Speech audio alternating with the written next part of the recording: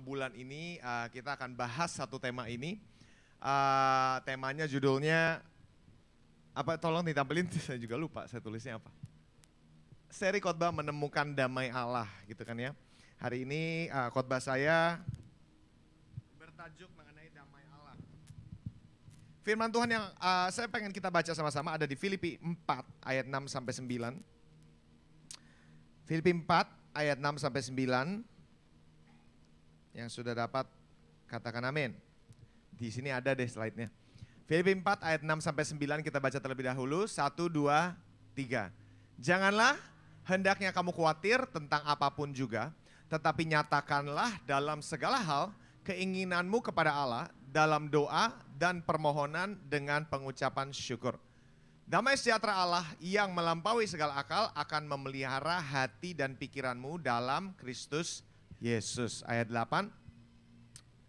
Jadi akhirnya saudara-saudara, semua yang benar, semua yang mulia, semua yang adil, semua yang suci, semua yang manis, semua yang sedap didengar, semua yang disebut kebajikan dan patut dipuji, pikirkanlah semuanya itu. Dan apa yang telah kamu pelajari, dan apa yang telah kamu terima, dan apa yang telah kamu dengar, dan apa yang telah kamu lihat padaku, lakukanlah itu, maka Allah sumber damai sejahtera akan menyertai kamu. Selama bulan ini kita akan bahas terutama hanya dari ayat ini. Kenapa saya memilih untuk kita bahas selama bulan ini mengenai damai Allah? Saudara, karena sejujurnya 2 tahun ini adalah musim yang sangat menggoncangkan setiap kita, betul nggak saudara? Ini musim yang dengan sangat-sangat cepat menyedot damai kita, betul saudara? Banyak hal yang memicu emosi kita lah, amarah kita. Bukan cuma emosi dan amarah, tetapi juga memancing yang namanya stress level kita. Depresi meningkat 2 tahun belakangan ini, betul saudara? Apalagi kegelisahan, ya, serangan-serangan panik attack gitu kan makin banyak di zaman semasa sekarang kan. Kemarin 2 tahun kemarin saya saya tahulah beberapa orang meninggal gara-gara GERD kan saudara. GERD saudara tahu kan, GERD itu kan semacam asam lambung tetapi yang dipicu karena stres gitu kan, tekanan dan segalanya, sesak napas. Ya orang bilang panic attack juga kurang lebih mirip-mirip lah. Tetapi banyak yang meninggal karena itu kan saudara. Jadi sebenarnya bukan COVID meninggalnya gitu kan ya. Tetapi karena tekanan demi tekanan yang terjadi selama 2 tahun ini menggoncangkan begitu banyak hal dalam hidup kita. Betul saudara? Nah, sejujurnya saya mau bilang begini. 2 tahun ini sebenarnya adalah musim yang menggoncangkan semua dasar-dasar dalam hidup kita. Ibaratnya saya pernah dengar tentang orang berkata, kalau kamu mau tahu apa yang ada di dalam sebuah guci gitu, guci gede gitu kan, kamu tendang aja gitu kan. Kamu tendang kencang guci itu, maka yang ada di dalam pasti akan luber keluar gitu kan, kurang lebih gitu. Jadi seringkali goncangan itu diperlukan untuk menyingkapkan kita, apa yang sebenarnya ada dalam diri kita. Baik itu menyingkapkan dasar-dasar kepercayaan yang salah, ya, baik itu menyingkapkan pemikiran-pemikiran yang salah dan sikap-sikap karakter sebagainya dan lain sebagainya saudara. Bahkan firman Tuhan di kitab Ibrani ini berkata, biar Tuhan goncangkan, aku akan menggoncangkan sekali lagi supaya apa? Supaya yang tidak tergoncangkan itu tinggal tetap dalam hidup kita. Jadi itu semuanya digoncang saudara, semuanya digoncang untuk membuktikan sebenarnya selama ini kita nih bersandar sama apa. Ya. Kalau kamu bersandar pada selain dari Tuhan, maka ketika yang selain dari Tuhan itu mulai goncang, kamu juga ikut goncang. Apa yang sebenarnya jadi dasar kita, saudara? Ini kan digoncangkan selama 2 tahun ini, saudara. Supaya apa? Tujuannya menyingkapkan kepada kita bahwa yang tidak tetap itu biar tetap, yang tidak tergoncangkan itu biar tetap dalam hidup kita. Ya, jadi kalau ada yang salah, pemikiran-pemikiran yang salah, sebentar, saya nih musuhan sama kipas angin. Oke, supaya kalau ada pemikiran yang salah, dasar-dasar yang salah, itu Roh Kudus sedang coba singkapkan kepada kita. Bahwa selama ini kalau misalnya kita nih berharap pada sesuatu yang bukan dari Tuhan, itu digoncangkan di 2 tahun ini, betul saudara? Supaya Tuhan sebenarnya mau katakan bahwa kamu bisa hidup tanpa itu loh, gitu kan. Kamu tuh ternyata lebih kuat dari yang kamu pikir. Selama 2 tahun ini, sebelumnya kamu merasa kamu ini lemah gitu kan. Kamu ini gak punya kekuatan, kamu ini gak bisa. Tapi ternyata melewati pandemi 2 tahun ini kamu masih tetap ada dan tambah kuat gitu kan. Tuhan sedang menyingkapkan sebenarnya kamu lebih kuat dari yang kamu duga. Tuhan sedang menyingkapkan bahwa kamu ini lebih hebat dari yang kamu pikir kamu bisa. Dan yang paling utama, Tuhan sebenarnya sedang goncangkan dan sedang berkata bahwa supaya kita nih sadar, tanpa Tuhan kita nggak bisa. Dan kalau kita bisa melalui ini semua, dasar kita, sandaran kita hanya Tuhan. Saudara, statistik selama masa pandemi ini kemarin saya sempat searching, menarik karena dalam 2 tahun tingkat medikasi depresi naik 300%. Ya. Medikasi depresi itu orang-orang yang mengambil antidepresan dan sebagainya, substansi-substansi yang kimia gitu ya saudara, sifatnya kimia yang membuat kita tidak stres, depresan itu meningkat 300% loh saudara selama 2 tahun kemarin. Bunuh diri menjadi penyebab nomor 10 kematian saudara di dunia ini. Bahkan tahun lalu 48.000 bunuh diri, 1,8 juta mencoba bunuh diri saudara, ini di Indonesia. Ini menarik kan saudara, maksudnya bukan menarik gimana, cuman ini kan sangat alarming, sangat benar-benar menggoncang kita. Apa yang terjadi, pandemi sangat-sangat menggoncangkan semuanya, stres, meningkat, bunuh diri dan sebagainya saudara. Kenapa? Karena kegelisahan merembak dalam hati saudara. Siapa di sini pernah mengalami kegelisahan? Ya, berapa banyak yang pernah ngalamin kegelisahan tingkat tinggi, saudara? Ya, kegelisahan sih oke, setiap kita pasti ngalamin kegelisahan minor. Tapi kalau saudara pernah ngalamin kegelisahan tingkat tinggi, itu sampai kayaknya napas susah, gitu kan ya? Berpikir susah, rasanya sakit, saudara. Panic attack, gitu kan, saudara? Nah, saudara, ini yang sedang terjadi, saudara. Dan seringkali gereja tidak membahas mengenai hal ini. Dan karena gereja tidak bahas hal ini, banyak kita orang Kristen berpikir bahwa kita sendirian yang lagi ngalamin begini. Dan saya mau bilang kadang-kadang gereja juga nggak menjadi rumah yang aman bagi hal-hal yang seperti ini. Kenapa nggak bisa nih? Ted. Coba Ton. Oke. Gereja harus menjadi tempat yang aman, yang bebas dari penghakiman. Sejujurnya kita ada dalam sebuah zaman, ini kenapa nggak bisa ya? Perusak ya, baterainya habis kali ya. Ya udah. Anyway, ya udah. Oke. Gereja harus jadi tempat yang aman, saudara. Karena seringkali yang membuat kita kegelisahan makin merebak dan sebagainya. Saudara, apalagi di dalam gereja, seringkali kita berpikir kalau orang yang lagi mengalami stres, depresi, ya, tanpa sadar kita ini gereja mudah loh menghakimi orang-orang yang seperti itu. Ya. Dan kita tidak bersikap yang semestinya. Saudara, terhadap orang-orang yang sedang mengalami hal-hal yang seperti itu. Saudara, saya mau tanya, jika ada orang datang ke tempat ini dan dia secara fisik lagi cacat, lagi sakit, ya secara fisik kamu lihat entah dia pakai tongkat kah atau dia ada sebuah penderitaan secara fisik yang kamu lihat dengan mata kepala kamu sendiri ya. Saudara, berapa banyak di sini akan menghakimi orang tersebut? Nggak mungkin kan? Karena kita ngelihat physically, secara fisik ini orang nih ada gangguan. Entah dia berjalan yang gak lancar kah, entah dia mukanya kelihatan babak belur dan sebagainya, kita punya belas kasihan karena yang diderita nampak. Betul gak saudara? Tetapi biasanya kalau yang diderita tidak nampak, kita ini gak punya belas kasihan loh saudara. Kita ini cenderung malah menganggap rendah atau menganggap remeh orang yang mengalami penderitaan tetapi tidak terlihat secara fisik. Makanya gereja seringkali ngomong, lu lemah. Gak ada iman, kurang iman dan sebagainya. Makanya gereja menjadi sebuah tempat yang tidak memberikan jawaban, malah memperburuk saudara terkadang. Dan saya berdoa JKI Providensia tidak menjadi gereja yang seperti itu. Gereja harus menjadi tempat yang aman. Ini menjadi dengungan saya berkali-kali dari sejak awal saudara saya megang kepemimpinan di tempat ini. Karena gereja selalu dikenal sama orang dunia sebagai tempat menghakimi. Orang bilang kadang-kadang begini. Lebih enak di bar, gue kalau cerita gak dihakimi, kalau di gereja gue langsung dipanggil pelepasan gitu kan. Saudara, saya berdoa gereja jangan seperti itu. Kita harus menjadi tempat yang aman, yang bebas terutama dari penghakiman. Sebenarnya kan sederhananya gini, kalau setiap kita sadar bahwa kita ini diberi anugerah dan hidup karena anugerah Tuhan. Ya. Hak apakah yang kita miliki dalam hidup yang memampukan kita berkata bahwa saya lebih baik dari Anda? Saya aja dibenarkan kok. Saya aja saudara, dikuduskan. Saya enggak kudus, saya dikuduskan. Demikian juga Anda. Nah harusnya makanya saya bilang kalau kita menyadari hal itu saudara, gereja harusnya jadi tempat yang paling aman. Saudara. Memang betul di dalamnya ada persyaratan yang kita mau orang jangan begitu terus hidupnya. Betul, saya mengerti. Tetapi tidak ada orang yang bisa berubah dengan cara terus-menerus kita ingatkan kesalahannya, betul saudara? Dengan cara terus-menerus kita ingatkan betapa bobroknya Anda. Saudara, tidak bisa, itu tidak pernah jadi solusi. Dengan kita mempermalukan dia, mengingatkan dia akan kejelekan dia, mengingatkan dia akan kesalahan yang harus dia rubah, saudara. Itu tidak adalah jawaban, tidak pernah jadi jawaban. Itu hanya membuat orang merasa kerdil, kecil hati dan merasa tidak sanggup mengikuti kekristenan. Saudara, bagian menginsafkan itu bagian Roh Kudus, bukan bagian Anda. Bagian memberitahu kesalahan orang itu juga bagian Roh Kudus, saudara, bukan bagian Anda. Ya.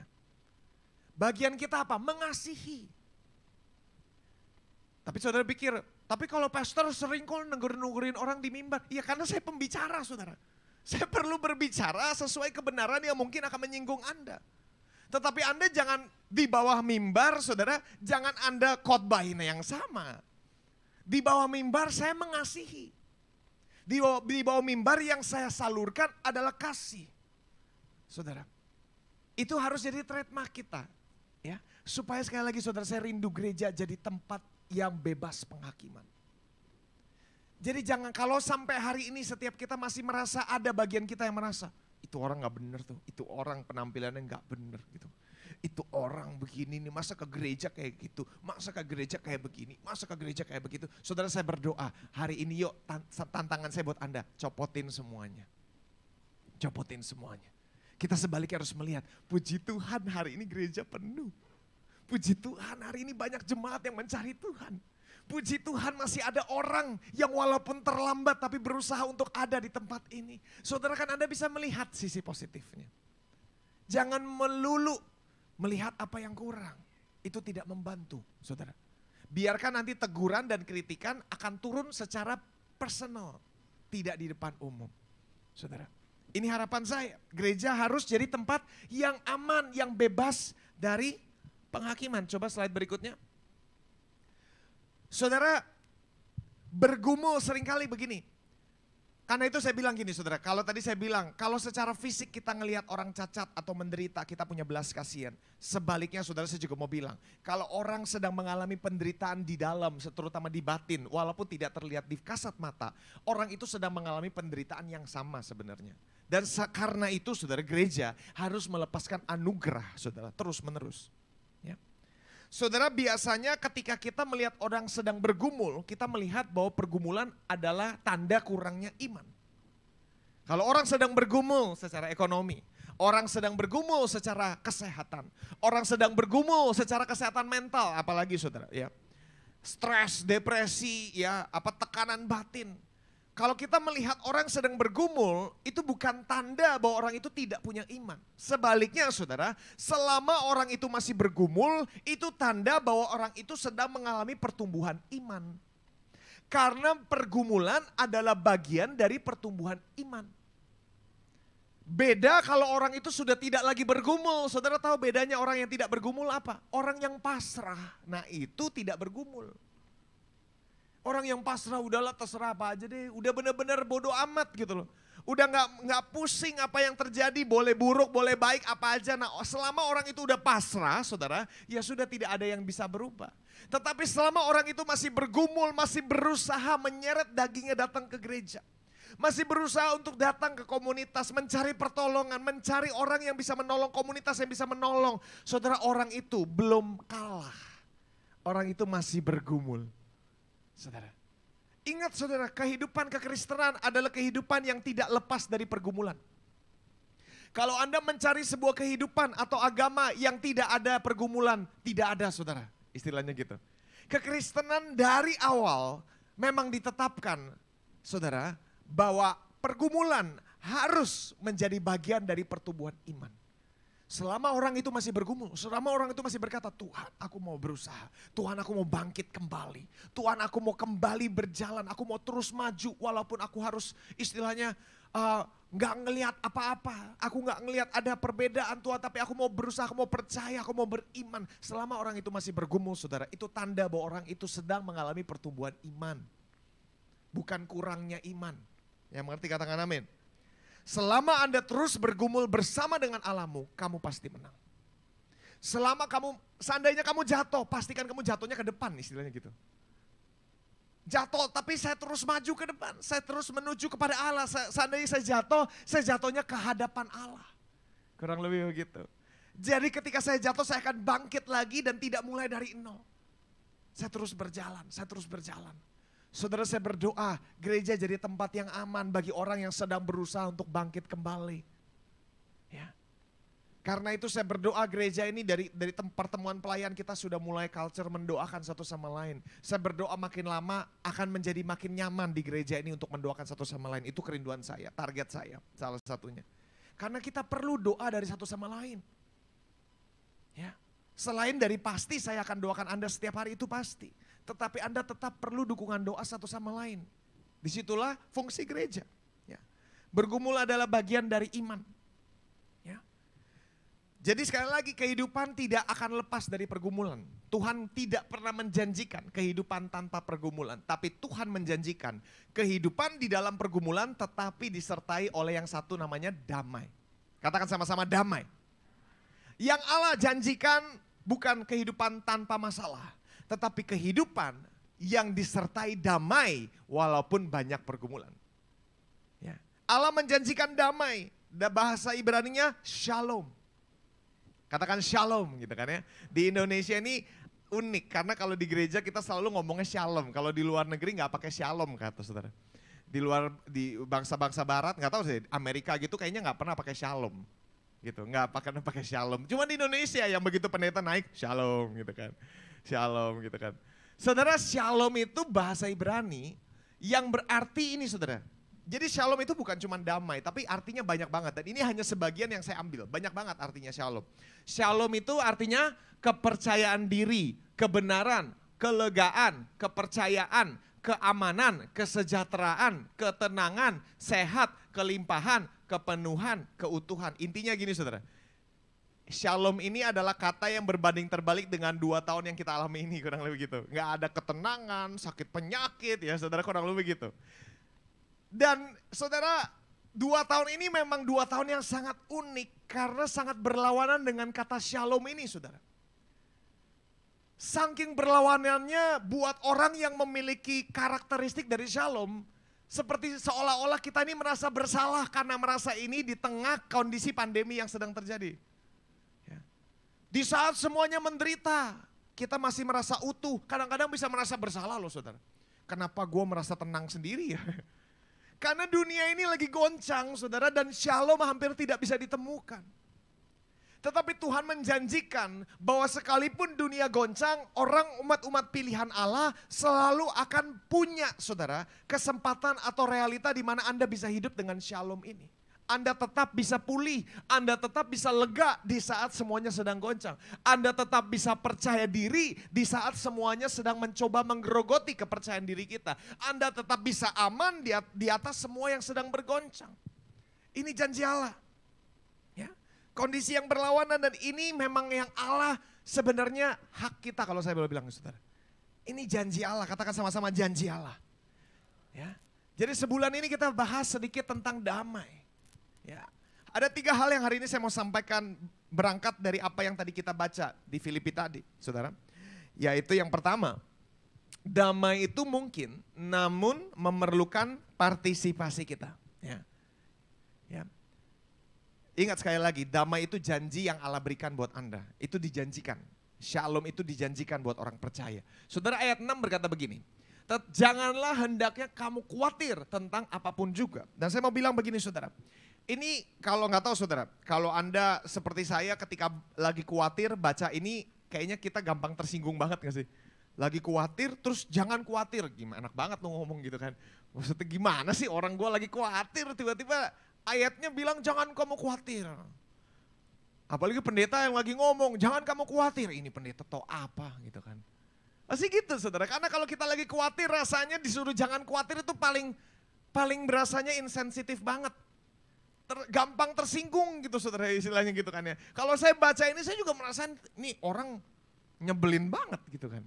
Tapi saudara mesti ngerti konteksnya, Paulus tulis begini bukan di atas villa dia yang mahal, di puncak yang bagus, bukan saudara di dalam penjara. Kalau ditanya orang yang harusnya paling khawatir ya dia gitu kan. Ya.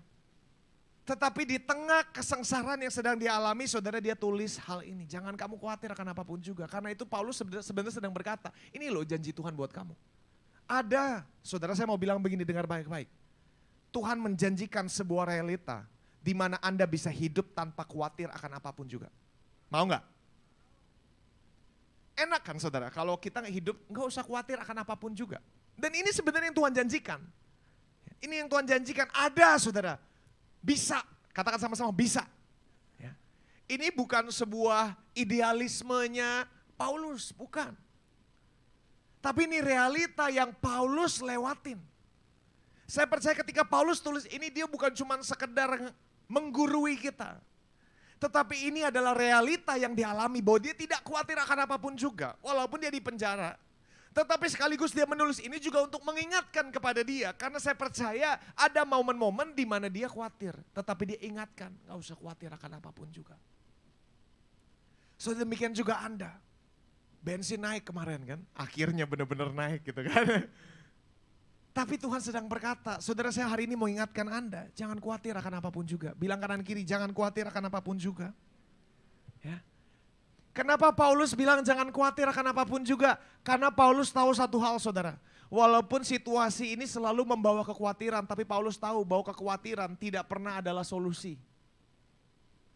Kekhawatiran tidak dapat membawa terobosan apapun saudara. Paulus tahu bahwa kekhawatiran itu tidak, walaupun bisa dibenarkan oleh perasaan yang kita alami. Tetapi kekhawatiran, kegelisahan saudara tidak pernah adalah jawaban. Nggak pernah ada orang yang karena khawatir mendadak dapat ilham. Nggak ada.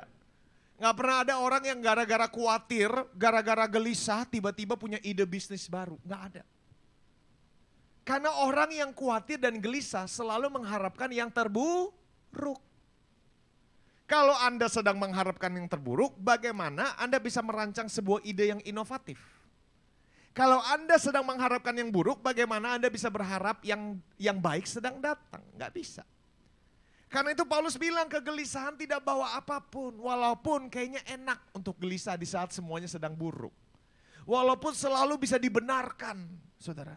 Tetapi Paulus sedang mencoba mengingatkan dirinya dan Anda bahwa kegelisahan tidak membawa jawaban apapun. Paulus sedang berkata, kamu pilih iman atau takut. Bukannya artinya iman gak ada takut, bukan sih saudara. Iman memang ada takut juga, tetapi iman memilih untuk berharap yang terbaik segera datang. Sedangkan kegelisahan itu berharap bahwa yang buruk segera datang, ya toh saudara. Kalau Anda gelisah, yang Anda harapkan apa sih? Yang buruk. Mana ada orang gelisah karena mengharapkan yang baik? Ya kan? Orang bisa gelisah karena berharap yang buruk pasti datang. Apa aja buruk? Anda bisa gelisah kalau Anda berpikir sebentar lagi gue bangkrut nih, gue pasti bangkrut, betul gak saudara? Gue pasti dikejar-kejar rentenir, ya, gue pasti disita, gue pasti digusur. Nah ya kan saudara, kalau Anda berpikir seperti itu ya jelas Anda gelisah. Apa ada di sini yang gelisah gara-gara mikirin, aduh bentar lagi gue gajian nih, gue bentar lagi gajian. Ada yang gelisah gara-gara gitu? Enggak. Coba kalau Anda berharapnya gajian, yang Anda pikirkan apa? Asik, ya kan? Tapi kalau Anda berpikir yang buruk, jelas Anda gelisah. Saudara. Karena itu Paulus bilang, jangan khawatir akan apapun juga. Milikilah iman, sebaliknya percaya. Ya.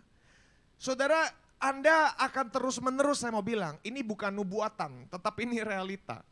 Saudara, Anda akan selalu terus-menerus dibombardir sama iblis, udah pasti. Iblis akan selalu berkata begini, udah gak bakal ada yang berubah dalam hidup lu, lu begini terus dari dulu sekarang selamanya, lu sama kayak Tuhan, Alfa Omega. Dari dulu susah, selamanya susah gitu kan. Udah lu pasti begini terus, suami lu dari dulu juga kayak Tuhan, dari dulu begitu selamanya akan begitu. Itu suara iblis saudara. Yang selalu berkata bahwa gak akan ada yang bisa berubah dalam hidupmu. Selamanya akan begini dan bukan cuma begini terus, tetapi makin lama akan makin buruk. Itu pasti suara iblis. Tujuannya apa? Supaya kamu tidak punya iman, sebaliknya punyanya apa? Kegelisahan. Supaya kamu kehilangan pengharapan, tetapi sebaliknya kamu apa? Supaya kamu terus-menerus khawatir.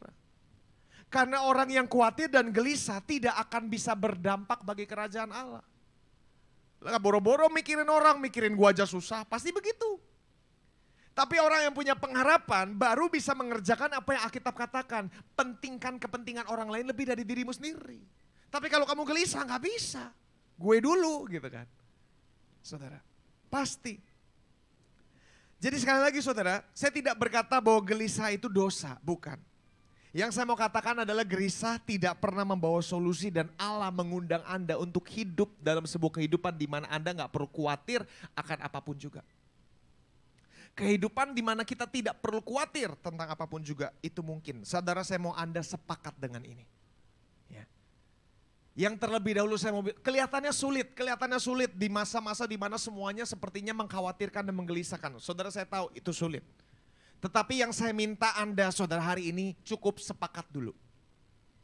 Sepakat itu artinya saya percaya bisa. Itu dulu saudara.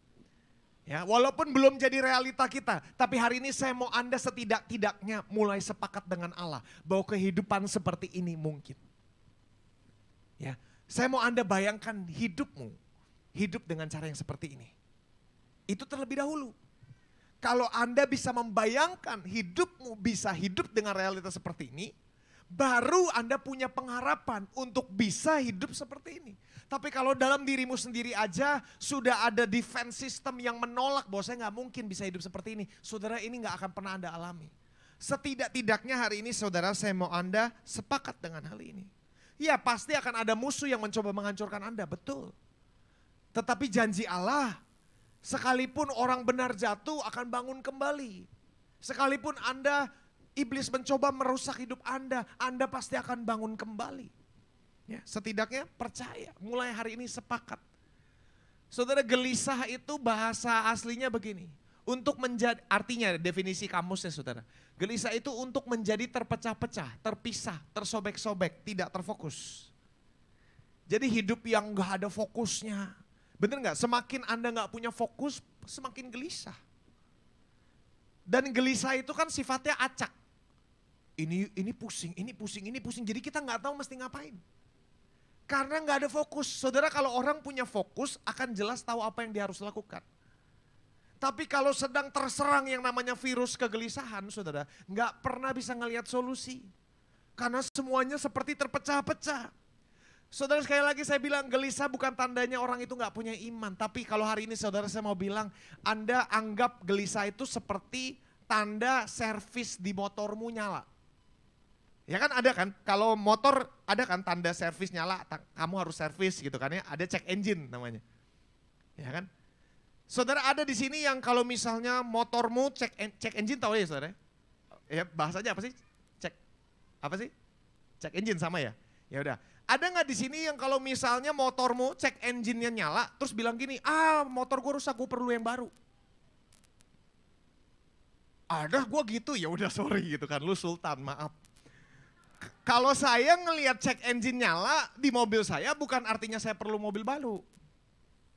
Itu artinya saya perlu servis mobil saya. Saudara. Demikian juga kalau gelisah bukan artinya kamu perlu hidup yang baru. Saya perlu istri yang baru, saya perlu realita yang baru, bukan. Itu tanda saudara bahwa Anda harus diservis. Servisnya gimana? Datang ke Tuhan. Jadi kegelisahan itu seperti alarm untuk Anda datang kepada Tuhan. Untuk Anda bawa hidupmu kepada Tuhan. Ya. Jadi ketika Anda gelisah, lihat itu sebagai alarm. Gelisah itu kalau saya bilang kegelisahan atau kekhawatiran adalah panggilan untuk berdoa. Jangan ngelihat itu sebagai sesuatu yang dosa, aduh mati deh gue habis gelisah, gue habis khawatir. Bukan, jangan lihat begitu. Lihat itu sebagai panggilan Tuhan untuk kita berdoa. Makanya Tuhan bilang bawa kegelisahanmu kepadaku.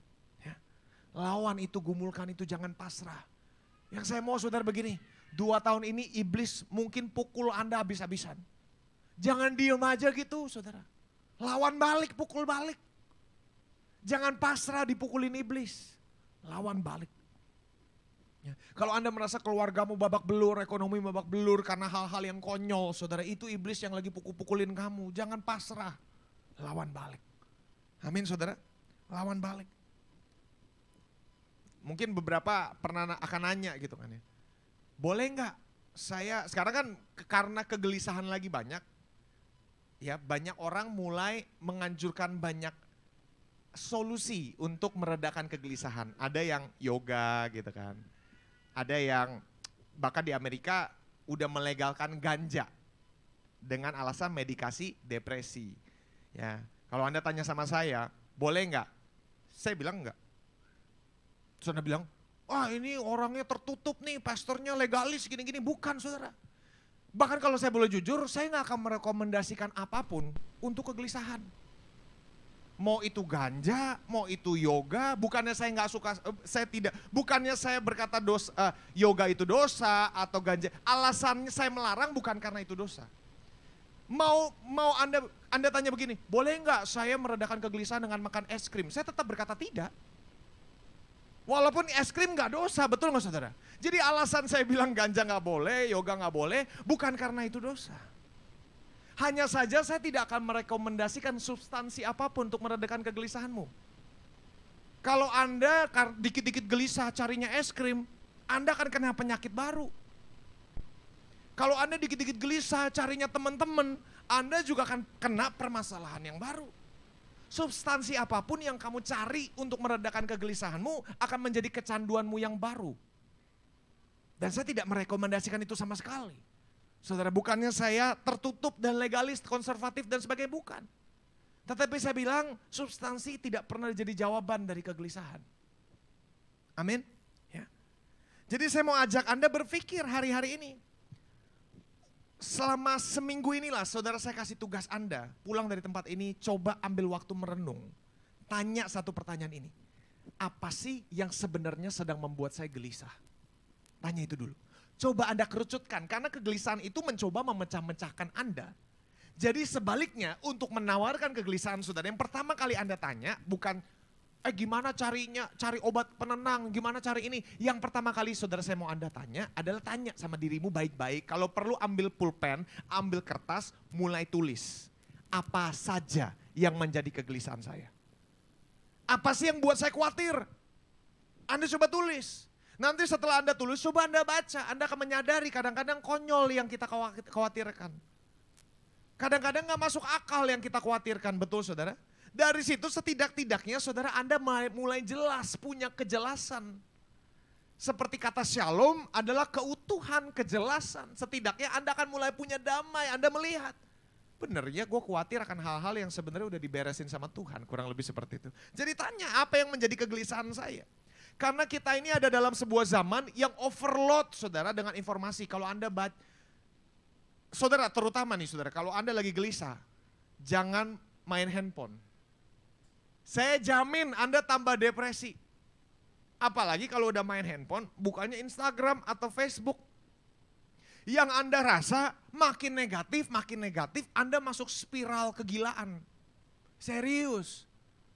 Saudara Anda lihat saya, ini jujur saudara, pandemi kemarin saudara pikir cuman Anda yang ngalamin kegelisahan, panic attack. Saya bolak-balik ke rumah sakit GERD saudara. Malam-malam gak bisa napas, saya pikir saya sakit jantung, saya mau mati gitu kan. Ternyata panic attack gitu kan, kegelisahan sejak mulai jadi gembala. Ternyata gitu saudara, sejak jadi gembala, stresnya bertingkat tinggi saudara. Tapi saya mau bilang gini saudara, ya ibaratnya gini, kegelisahan itu oke lah kita alami. Saudara, saya juga lupa mau ngomong apa ya. Ngomong apa tadi ya saudara. Tapi intinya kita ngalamin saudara. Tapi saya mau bilang saudara, apapun yang sedang terjadi, saya benar-benar lupa mau ngomong. Oh gini, overload dengan informasi. Saya sadar salah satu alasan kenapa saya gampang stres tahun-tahun pandemi saudara. Saya mulai ambil waktu diem. Saya ambil waktu diem berdoa tanya, sebenarnya apa yang bikin gue gelisah? Gua takut apa sih? Gua takut gereja nanti pas, dulu kan gereja masih tutup 3 bulan. Gereja pas tutup buka lagi, gak ada orang gimana, gini segala macam. Itu banyak saudara, banyak banget yang saya pikirin. Terus saya jadi mikir, masa depan gua gimana, ini gimana. Saya tulis banyak banget yang saya gelisahin, jelas banyak banget. Dan saya sadar salah satu alasan kenapa saya jadi gampang banget gelisah, Instagram. Nah makanya Instagram sudah benar-benar saya jatahin habis-habisan. Karena saya lihat itu sumber kegelisahan saya. Sejak saya berhenti main Instagram, bodoh amat, udah gak like lagi, udah gak komen-komen lagi, udah gak tulis apa-apa di story, udah gak tulis apa-apa. Saya merasa jiwa saya lega, saudara. Setidaknya mengurangi sangat besar, saudara, karena saya tahu. Mungkin Roh Kudus yang bantu saya singkapkan, ini loh masalahnya. Jadi buang, hal-hal yang kamu tahu sumber kegelisahanmu buang. Di dunia ini banyak yang bikin kita gelisah, jangan tambah-tambahin, jangan cari perkara. Ya. Anda nggak mati pakai Facebook, percayalah. Saudara, terutama apalagi zaman sekarang, zaman Instagram. Pendeta-pendeta semuanya pakai Instagram. Saudara, orang kalau nyari pendeta portfolionya lihatnya dari Instagram. Nah, saya malas ngerjain Instagram karena dulu saya pengen kerjain. Tapi makin saya kerjain saya makin stres. Saya bukannya menyanggah pendeta-pendeta yang pakai Instagram. Mereka orang hebat, saya nggak bisa, saudara. Saya kerjain gitu saya stres. Jadi saya mundur karena saya tahu itu demi kesehatan saya. Daripada saya gila tengah jalan gitu kan. Udahlah saya berhenti, saya pikir gitu.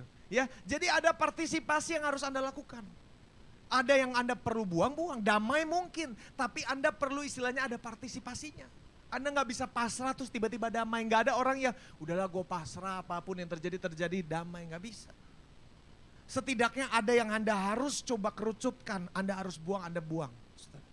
Damai itu mungkin, tapi perlu partisipasi kita. Itu yang pertama. Ya. Yang kedua, damai harus dipelihara atau disumberi, didasari oleh Allah. Bukan dari yang lain.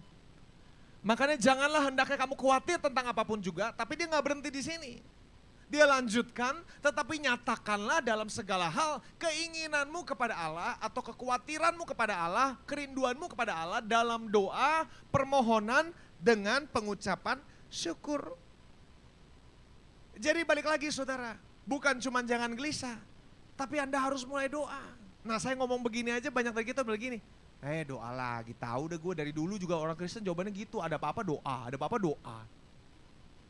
Masalah rumah tangga gimana doa, masalah keuangan gimana doa. Gitu kan. Saudara mungkin sepertinya klise, tapi saya mau bilang, tapi memang tanpa doa gak bisa. Walaupun Anda udah terlalu sering di gereja selalu, pendeta jawabannya selalu doa gitu kan. Saudara walaupun sepertinya klise, tapi saya mau bilang begini, saya mau setidaknya saudara minta Anda begini, kenapa gak coba dulu? Lalu udah dengar setiap kali doa mulu, tapi gak pernah dikerjain gitu kan saudara. Kenapa gak coba dulu doa? Setidaknya Anda give it a shot gitu loh saudara. Kasih dulu kesempatan untuk coba berdoa. Ya, saya nggak bilang bahwa kalau Anda gelisah Anda nggak boleh cari. Bukannya gini, boleh nggak Anda cari, boleh nggak Anda istilahnya olahraga supaya nggak gelisah. Iya kayak tadi saya bilang, saya tidak merekomendasikan itu untuk menjadi hal yang utama. Walaupun bukan artinya nggak boleh. Ya. Tetapi yang saya bilang, mulai dari Allah dulu. Baru kalau Anda mau main bola silakan. Ya. Kalau Anda mau ganja ya saya nggak bilang nggak boleh, itu nggak boleh gitu ya. Itu kan yang buruknya gitu kan ya. Di Indonesia ketangkep loh saudara. Jangan bilang pendetanya yang kasih, enggak. Saudara saya nggak bilang begitu. Ya. Jadi Anda mau pakai substansi antidepresan misalnya sesuai dengan preskripsi dokter. Kalau Anda mau pakai dan memang harus pakai menurut dokter silakan. Tapi mulai dari Allah. Mulai dari Allah. Jangan langsung cari substansi tanpa buang Allah dan membuang Allah. Ya. Anda mau olahraga supaya nggak gelisah boleh, tapi mulai dulu dari Allah. Tanpa Allah yang adalah sumber damai, kegiatan yang kamu pakai untuk meredakan kegelisahanmu tidak pernah menghasilkan damai. Karena damai itu dilahirkan dari hubunganmu dengan Allah. Dan kalau saya bilang doa saudara, saya nggak bilang doa sebagai bentuk disiplin. Kadang-kadang kalau orang Kristen dengar doa di bayangannya adalah berapa menit? Langsung bayangannya adalah sebuah bentuk ritual. Oh doa berarti nyanyi, doa, amin. Nyanyi, doa, amin. Yang kita tahu gitu kan. Tutup tangan, tutup mata, lipat tangan, nyanyi satu lagu, berdoa, amin. Yang kita tahu doa gitu jujur. Dan saudara saya nggak bilang bahwa kalau Anda gelisah, cara kegelisahan itu hilang dengan cara doa yang kayak gitu. Karena doa yang kayak gitu bikin Anda tambah gelisah. Walaupun baik, tetapi tidak dapat melahirkan damai. Jadi yang saya bilang doa apa? Yang saya bilang doa adalah panggilan kepada pribadi Allah. Bukan cuma sekedar ritual kosong di mana tidak ada kehadiran Allahnya. Tetapi di mana Anda meluangkan waktu dan tempat untuk datang kepada Allah dan berkata, Tuhan. Jadi nggak harus mulai dengan nyanyi, nggak harus mulai dengan... Saya sadar buat banyak kita yang sudah Kristen lama, yang kita tahu doa harus seperti itu. Dan kalau doa tidak dilakukan seperti itu, kita merasa bahwa itu tidak layak. Tapi saya bilang doa bukan sebuah bentuk disiplin yang kosong tanpa Allah. Saya doa nggak selalu nyanyi. Saya doa nggak selalu mulai dengan dalam nama Yesus. Saya doa nggak selalu mulai dengan persyaratan-persyaratan tertentu. Yang saya tahu selalu saya doa mulai dengan duduk dulu, diam dulu. Menyadari Tuhan ada dulu. Baru kadang bercakap-cakap, walaupun nggak selalu dengar suara dia. Tapi mulai nyatakan keluhan kita, Tuhan, aku lagi capek hari ini. Ya. Jangan ada Tuhan semesta langit yang bertata, gitu kan? Biar hamba menyatakan semua kegelisahan hamba, gitu kan? Anda berdoa begitu udah capek duluan, karena bentuknya kosong. Tapi kalau Anda mulai anggap doa sebagai sebuah jalinan hubungan dengan pribadi Allah sendiri, saudara. Itu hubungan yang akan melahirkan damai. Doa tidak melahirkan damai kalau itu ritual disiplin kosong. Doa baru melahirkan damai kalau Anda menghabiskan waktu berkualitas dengan Tuhan. Ya, serius. Anda pikir doa cuman isi waktu supaya penuh 5 menit. Ya jelas kosong, gak akan melahirkan apapun. Tapi kalau Anda mulai ambil waktu, mungkin kadang-kadang bosen di rumah, Anda keluar rumah malam-malam, jalan kaki sekitar rumah, cari nasi goreng, bukan. Anda memutar jalan keliling, berdoa, panggil nama Tuhan. Tuhan, yuk jalan-jalan sama aku malam-malam. Tuhan, yuk kita keliling, aku lagi mau melepas penat. Bicara sama Tuhan dalam perjalanan jalan sama Tuhan. Ya. Saudara, itu yang namanya saya bilang menghabiskan waktu dengan Tuhan. Ya. Doa dalam bahasa Yunani itu begini, sebuah tempat yang dikhususkan untuk menaikkan persembahan doa. Ya. Jadi kalau saya bilang begini saudara, bukan cuma sekedar menaikkan doa yang kamu mau kapanpun, walaupun itu juga baik, itu cukup baik, itu permulaan yang baik. Tapi saya mau bilang begini saudara, kehidupan doa dimulai dengan memiliki waktu dan tempat untuk berdoa. Walaupun ini kelihatannya kok kaku banget, emang harus ada waktunya, emang harus ada tempatnya. Betul, memang gak harus. Tapi saudara, secara pengalaman dan berdasarkan teman-teman cerita orang-orang yang saya kenal, ya, orang yang tidak punya waktu dan tempat untuk berdoa, ujung-ujungnya gak akan mulai punya kehidupan doa. Doanya akan sekedar pas lagi nyetir, mepet, ini doa. Jadi doanya cuma lempar sini, lempar sana, lempar sini. Tidak pernah ada hubungan konsisten yang dibangun. Jujur. Tapi orang yang punya kehidupan doa yang baik, saudara, minimal saya lihat selalu punya satu ciri yang sama. Dia punya waktu tertentu yang memang dia sudah tentukan untuk Allah. Dan tempat di mana dia ada untuk berdoa dengan Allah. Tempatnya mungkin di kamar mandi, tempatnya mungkin di ruang tamu. Tapi ada sebuah tempat yang memang dikhususkan untuk mencari Allah. Dan walaupun gak selalu begitu terus, kadang-kadang saya juga gak selalu di sofa saya. Kadang-kadang saya jalan kayak saya bilang malam-malam. Tetapi ada waktu yang memang saya khususkan, ini adalah waktu saya mencari Tuhan. Dan di sini saya biasanya cari Tuhan. Ya. Kalau Anda mau mulai, bagaimana mulai kehidupan doa? Anda coba mulai khususkan satu tempat di rumahmu untuk Anda mulai berdoa. Khususkan satu waktu dalam 24 jammu untuk mulai berdoa. Ya. Ketika Anda mulai menghabiskan waktu di tempat yang Anda khususkan dan waktu yang Anda khususkan, Anda akan mulai punya kehidupan doa. Taruhan sama saya deh saudara. Biasanya orang yang gak punya waktu dan khusus, ujungnya doa sana, doa sini, percaya ini, percaya itu. Tetapi gak menghasilkan damai dalam hidupnya. Gak ada, kehidupan damai itu gak ada. Gak akan ada keintiman yang bisa dibangun kalau doamu sambil nyetir, sambil ini, sambil tiduran, sambil mandi, sambil itu. Walaupun boleh, saya gak bilang doa seperti itu salah, saya juga doa seperti itu. Tetapi ditambah istilahnya dengan penambahan itu semua, saya punya waktu yang saya khususkan dan tempat yang saya khususkan untuk berdoa. Walaupun cuma 5 menit. Tapi ada waktu yang saya khususkan. Lalu Anda mau nyetir sambil doa boleh, mandi boleh, segala macam boleh, nggak masalah. Jadi yang saya minta buat jemaat GKI Providensia, 5 menit aja dari 24 jammu, jangan pelit. Jangan pelit. 5 menit aja Anda coba khususkan, minimal hari ini. Tadi ditanya, siapa mau hidup sebuah kehidupan yang dimana Anda gak usah khawatir akan apapun. Semua mau. Tapi disuruh Paulus berdoa kagak mau. Ya. Kalau Anda mau, Anda coba, saudara mulai. Dari 24 jammu, ambil waktu yang Anda khususkan. Setiap disiplinin saudara, mulai buat waktu yang ketat. Misalnya Anda tahu Anda selalu punya waktu jam 11 malam. Mulai berdoa jam 11 malam. Ya, kalau Anda malam udah kecapean, ya udah bangun pagian. Jam 5 Anda bangun. Berdoa 5 menit di tempat yang sudah Anda tetapkan untuk Anda bertemu dengan Tuhan. 5 menit. Coba mulai saudara. Ya. Tanpa keintiman tidak ada damai yang dilahirkan. Nggak bisa saudara. Ya. Saudara, kalau saya bilang masalah kegelisahan dalam kekristenan itu menurut saya ya saudara, adalah karena kita menganggap Yesus itu bagian dari hidup kita. Dengar baik-baik saudara. Kenapa banyak orang Kristen gelisah dan khawatir? Menurut saya saudara, adalah karena orang Kristen menganggap Yesus adalah bagian dari hidupnya. Yesus gak boleh jadi bagian dari hidup kamu. Yesus harus jadi seluruh hidup kamu.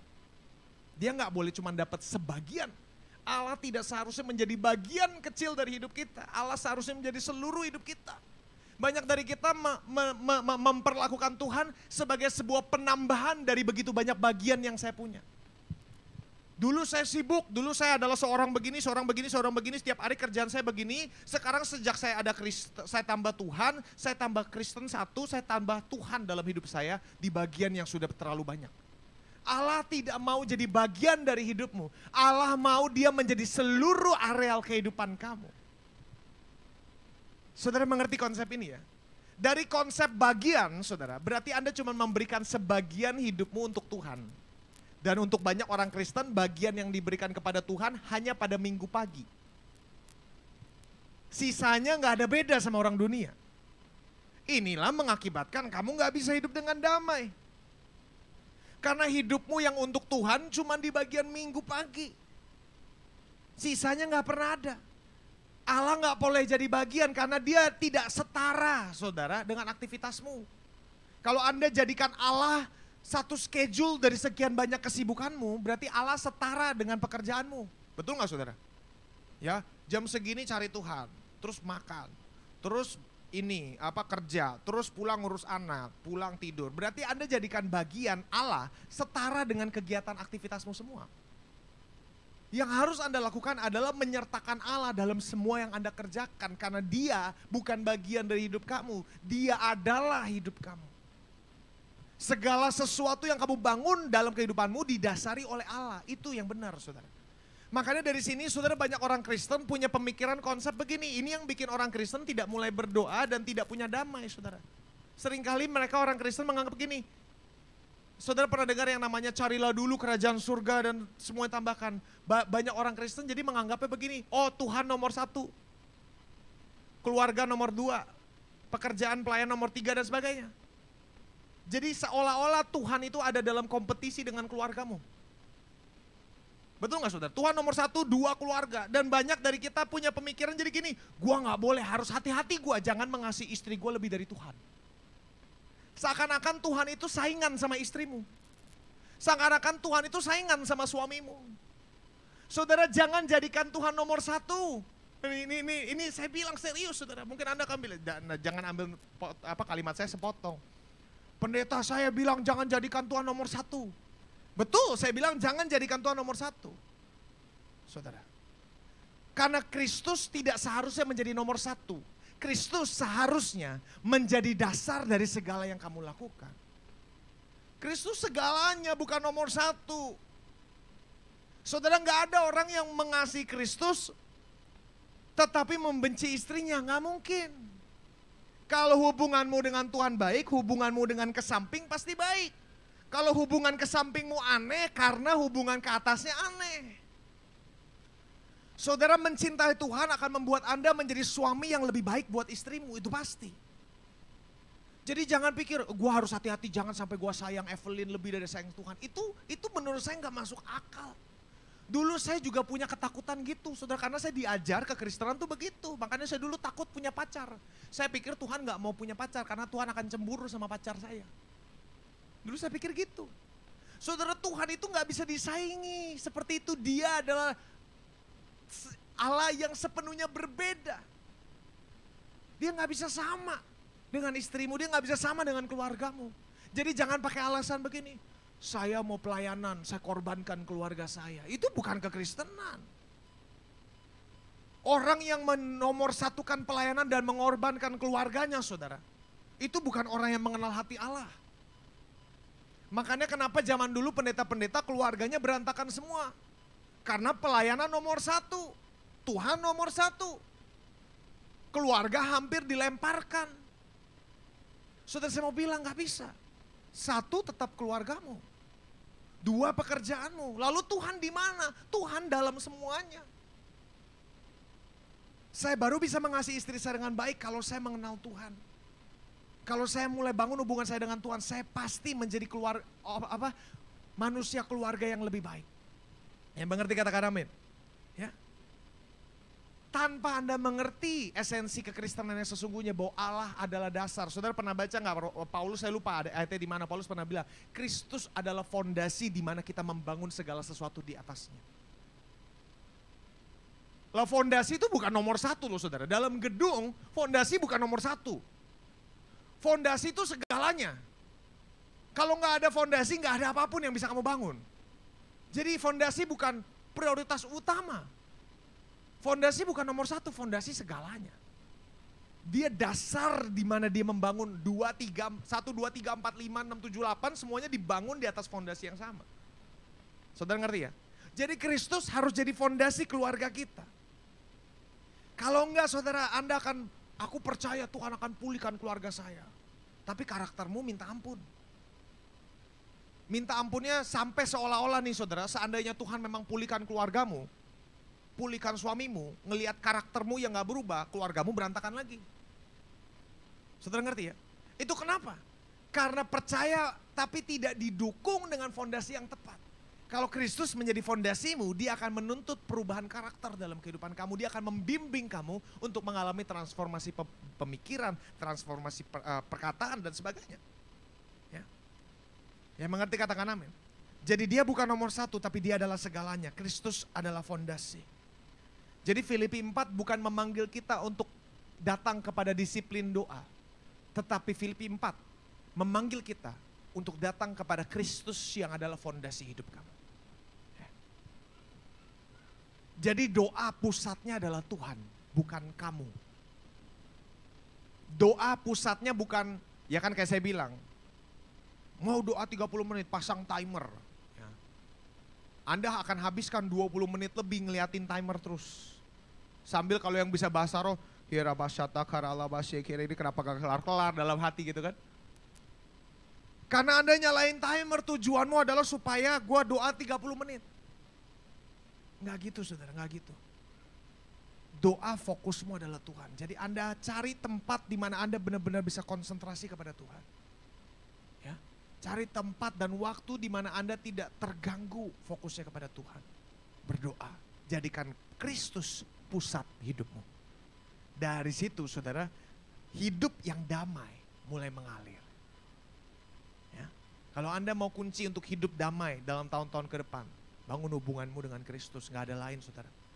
Bukan cuma doa begini ya saudara, bukan. Kamu akan, saudara serius, kalau Anda lagi gelisah, dipaksa doa, makin stres. Saya kalau lagi gelisah disuruh doa, saya juga males.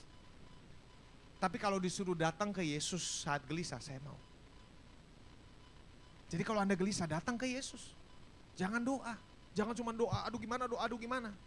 Datang ke Yesus, fokus utamanya adalah menghampiri pribadi Allah. Amin. Itu yang kedua. Yang terakhir, damai adalah senjata melawan musuh. Saya sudah mengambil waktu banyak nih, saya tutup di sini saudara. Yang ketujuh dikatakan begini, maka damai sejahtera Allah yang melampaui segala akal akan memelihara hati dan pikiranmu dalam Kristus Yesus. Saudara perhatikan dikatakan bahwa damai Allah itu melampaui segala akal. Artinya jenis damai yang gak masuk akal. Kalau damainya dunia adalah damai yang membutuhkan kerjasama dari keadaan. Kalau keadaan baik baru kamu bisa punya damai. Tapi damai Allah itu sesuatu yang gak masuk akal. Buat dunia itu gak masuk akal. Kok bisa sih bensin naik lu tetap damai, itu gak masuk akal. Kok bisa sih keadaan resesi lu masih bisa ketawa-tawa. Kok lu masih bisa bawa keluarga lu liburan walaupun cuman kemana gitu kan. Rame-rame gitu kan. Orang gak masuk akal. Kenapa? Karena kamu punya damai. Yang berbeda yang tidak dimiliki oleh orang dunia ini. Ya. Saudara perhatikan damai yang melampaui segala akal itu tujuannya untuk apa? Tujuannya untuk memelihara hati dan pikiran. Kenapa hati dan pikiran saudara? Karena Paulus tahu dari sini kita belajar bahwa kegelisahan dan kekhawatiran lahir dari pikiran dan hati. Hati bicara soal bagian emosi kita, perasaan kita. Betul gak saudara? Baper, bahkan sebut baper itu kan daerah hati. Sakit hati, semua itu daerah hati. Dari sini muncul kegelisahan dan bukan cuma hati, bukan cuma bagian perasaan. Tapi pikiran bicara soal apa? Cara berpikir kita, pemikiran-pemikiran apa yang kamu pikirkan. Damai Allah akan menjaga kedua gerbang ini loh saudara. Dan kalau kedua gerbang ini terjaga saudara, Anda akan menghidupi seperti yang tadi dikatakan. Hidup di mana Anda tidak perlu khawatir akan apapun juga. Saudara kalau Anda berpikir baik-baik, pikiran dan perasaan, hati dan pikiran, keduanya adalah alat penentu pengambil keputusan. Betul nggak? Anda mengambil keputusan lewat apa? Kalau nggak pakai pikiran, ya pakai hati. Ya kan saudara? Dan inilah tempat di mana iblis mau serang. Kegelisahan juga area pikiran dan hati. Supaya apa? Supaya kalau Anda gelisah, maka Anda akan mengambil keputusan dari kegelisahan dan kekhawatiran. Tapi kalau Allah yang pegang hati dan pikiranmu, maka Anda akan mulai mengambil keputusan berdasarkan tuntunan roh. Atau dikatakan, Anda akan mengambil keputusan berdasarkan damai yang Allah sudah berikan dalam hidup kamu. Tuhan mau kita nih ngambil keputusan bukan karena gelisah, tapi karena damai. Tapi gimana Anda mau damai kalau Anda tidak menjaga hati, istilahnya kalau damai itu tidak menjaga hati dan pikiran kita. Makanya saya bilang saudara, yang Anda perlu Allah. Kalau hubunganmu dengan Kristus Anda mulai bangun saudara, dengan otomatis Anda akan punya damai yang secara konstan menjaga pikiran dan hati kamu. Ya. Jadi balik lagi, doa kita, itu juga doa tuh main di area pikiran dan hati juga. Iblis mau kamu berdoa dari kegelisahan. Tuhan mau kamu berdoa dari damai. Nah ini penting. Ya, tanpa Anda mulai bangun hubungan dengan Kristus, nggak mungkin Anda bisa hidup dengan damai, nggak bisa. Terutama di masa yang gila ini sudah nggak bisa. Ya. Saya tutup dengan 3 hal, 3 cara menggunakan senjata itu. Yang pertama saudara, Lukas 10 ayat 5 berkata begini, kalau kamu masuk suatu rumah katakanlah lebih dahulu damai sejahtera bagi rumah ini. Yang pertama, damai itu bisa Anda lepaskan dengan perkataan. Ya. Jadi kalau misalnya saudara, situasi di rumahmu lagi panas, Anda bisa perkatakan, Tuhan aku perkatakan damai sejahtera turun atas rumah ini. Ya tapi jangan lagi berantem lu, damai sejahtera turun lu gitu kan. Ya itu namanya jadi emosi saudara. Jadi kalau Anda lagi berantem panas saudara, tunggu, time out. Anda ke WC. Bentar aku mau berak gitu kan misalnya gitu kan. Anda ke WC cepet-cepet, di WC ngapain? Berdoa, Tuhan aku perkatakan damai sejahtera aku lepaskan atas rumah ini. Nah gitu saudara. Jangan lagi berantem, udah deh, wah kepanasan semuanya saudara. Anda makin bikin pemanasan global, udah tahu dunia panas saudara. Tambah lagi dari Anda gitu kan saudara. Jadi saudara apa yang Anda lakukan? Anda lepaskan damai. Kalau Anda ngelihat lagi ada yang berantem, saudara Anda punya kuasa untuk melepaskan damai. Aku lepaskan damai sejahtera atas hidup saya, pikiran saya, atas rumah ini. Aku lepaskan damai sejahtera, itu penting saudara. Ketika ada yang memanas saudara, mulai lepaskan damai. Itu yang pertama, cara menggunakan damai. Melepaskan dengan perkataan yang kedua. Saudara saya suka banget ya, saya 26 ayat 3 berkata begini. Mereka yang pikirannya tetap kepada Allah, akan dijaganya untuk tetap dalam keadaan damai yang sempurna. Ini keren banget. Jadi yang menjaga agar hatimu ada dalam damai yang sempurna itu Tuhan. Tetapi bagian kita apa? Menjaga agar pikiran kita tetap ada padanya. Nah menjaga ini memang gak mudah. Tapi kita perlu menjaga agar pikiran kita tetap mengarah kepada Kristus. Kalau pikiranmu mengarah kepada Kristus, maka Allah akan menjaga hatinya dengan damai yang sempurna kata Tuhan. Ini janji Tuhan. Yang terakhir, jadi yang kedua adalah menjaga pikiran kita tetap kepada Tuhan. Yang terakhir, 1 Petrus 5 ayat 7, serahkanlah segala kekhawatiranmu kepadanya, sebab ia yang memelihara kamu. Yang ketiga, terima damai itu. Jadi setiap Anda gelisah, Anda datang kepada Tuhan. Jangan nunggu sampai Anda ke rumah sakit, stres, GERD, baru Anda berikan kepada Tuhan. Ya. Jadi setiap kali ada kekhawatiran, serahkan ke Tuhan, terima damai itu. Terima damai itu. Amin saudara.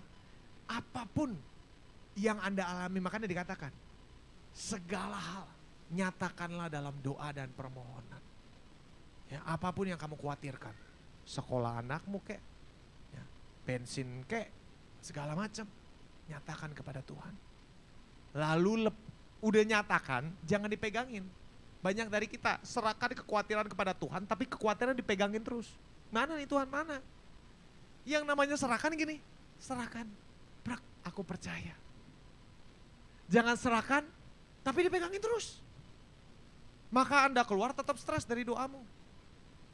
Tuhan, aku percaya anakku akan kau jaga. Mana nih Tuhan, belum gitu kan.